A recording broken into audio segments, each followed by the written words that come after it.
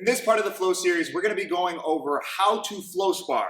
A lot of people have seen those clips where you see two guys and they're going as hard as they possibly can. You might have even seen people get knocked out online during their sparring, and a lot of people praise this kind of sparring. And I think there's going to be a time and place where harder sparring, maybe not like the go for the KO sparring is good, but harder sparring than flow sparring has a place. But I think 90, maybe a little bit less, but a lot of your sparring should be flow. That way you can grow and develop eyes. If you're always scared, you're not going to be doing things that you were working on during practice. You're just going to be always tense and trying to throw hard.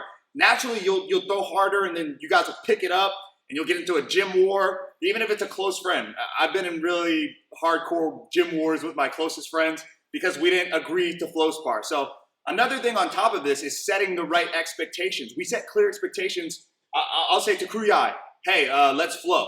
And mean it. Don't say, let's go 50%, and then as soon as I throw, it's like the hardest kick that I've ever thrown in my life. So we're going to demonstrate like what the tempo should be. So if me and Kruyai are moving around, I'm going to start off purposely slower. We're feeling it out. He's going to throw back. If my goal is to automatically go for, I need to win this session, at all costs, I cannot damage my ego and my pride. You are missing the point of what flow sparring is about. As we move around, nice and light. I have no mouth guard in, but I trust him. Even if he hits me in the head, I trust him. Look, he can hit me. Boom. I know there's no bad intentions. If you start to feel like you're afraid, you're naturally just going to pick it up, and that only ramps up. When I pick it up a little bit, he picks it up a little bit. I pick it up a little bit, and it gets to a point where it's almost out of control, and a lot of emotions come out. Now, when we get really comfortable with each other, we sparred 50, 60 sessions, hours and hours and hours, and we built a relationship. We can go a lot harder to the legs and the body without damaging each other and kind of save each other's head.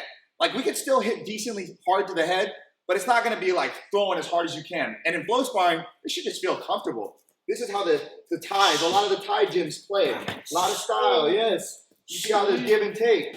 I get to work my defense. He throws the kicks at me.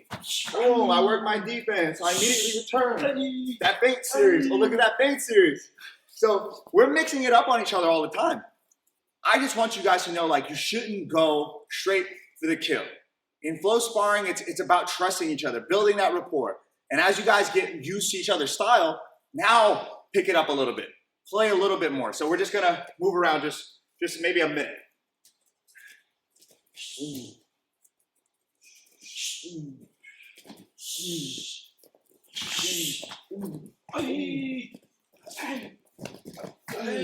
You see how I didn't fight as hard as I could to get out of a situation. I'm not going to go, pull it out as hard as I can. I kind of want to see what he does. If I'm never seeing those things, I'm going to be confused at what he does in a fight or my opponent's reactions. When he caught my kick, I kind of wanted to see what he was going to do. And then I blocked this.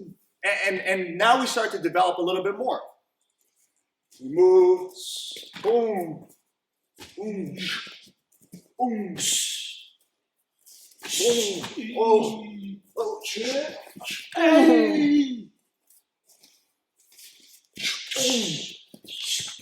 And it becomes fun. We just start to play. And once you have fun, you start to get loose, relaxed. By no means should you just like get too loose.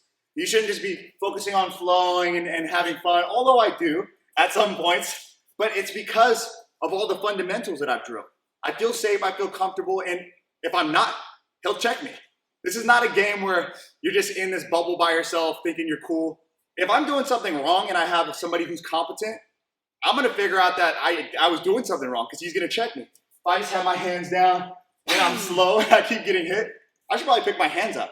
Maybe this hands down style is not working out for me. You know, or I never check the leg kick. He'll tap me. Boom. He'll keep going there. Bang.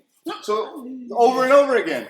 He's gonna let me work, and we should keep the same energy. Like don't ramp it up and just give and take. This is not all about me trying to look cool and just dominate my opponent in flow sparring. It's about giving, taking, having fun, being playful, not going over the top. And I suggest a lot of you guys, especially in the beginning, to do this because you'll start to develop a lot of good habits. The bad habits are usually developed when you're fearful and scared. start to just think about what you've been drilling and try to practice it. Don't try to win. Try to come into the sparring with the focus. And once you have this focus, try to stick to it. Maybe my focus is land jabs, check low kicks. So as I move, I'm trying to land my jab. He throw low kick every time. Boom. And I don't even tell my sparring partners this a lot. You know, maybe he doesn't throw low kicks at all. And that's a bad goal to have, is to check low kicks. Well, I can just throw my jab.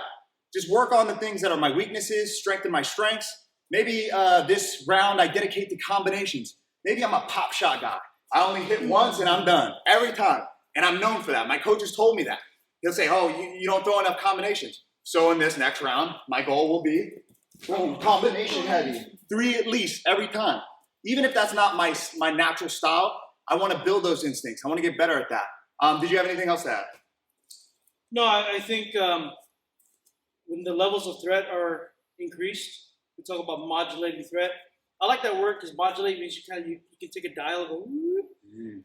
When the threat is too high, Footwork crew Micah will go do what he knows. He got these funnels. Yes. The funnels were built on the neurological system. That neurological system, it gets strengthened and strengthened. That funnel becomes nice, big, strong. Things go down that funnel quicker from the level of threat. So if all he knows is this funnel and I increase the threat level, he's going to go back to that. I was grappling the other day and all I did was a paper cutter. I think I did the last 3 submissions before that were paper cutters. I'm like, why am I always going for paper cutters? That's a good thing and a bad thing. It's because I see them everywhere now. Yeah. So one thing for flow sparring, by isolating a drill and saying, guess what? All you have to do, all I want you to focus on is the jab. Yeah. He's going to find jabs everywhere. He's going to look for openings. But the problem with that is then he doesn't open up any of the combinations. Yeah. You have to know when to pull the plug on some of these training methodologies or training protocols. And sometimes your focus is to flow. Like the whole series is about flowing. Mm-hmm. So I usually will have this idea of, oh, maybe it's my jab. Maybe it's just my front side. Keep him occupied with my front side. Maybe it's feinting. And then I'll have these rounds where it's like, okay, Micah, go into the round. Don't think much. Just operate. And that's also useful and beneficial because if you're constantly thinking about every single thing you're doing, especially when that threat is ramped up, now it's like, I'm only just going to do what I naturally do. So I have to start focusing on these weaknesses of my game. And, you know, the flow sparring is going to help you grow and develop eyes, especially if you're scared and flinchy.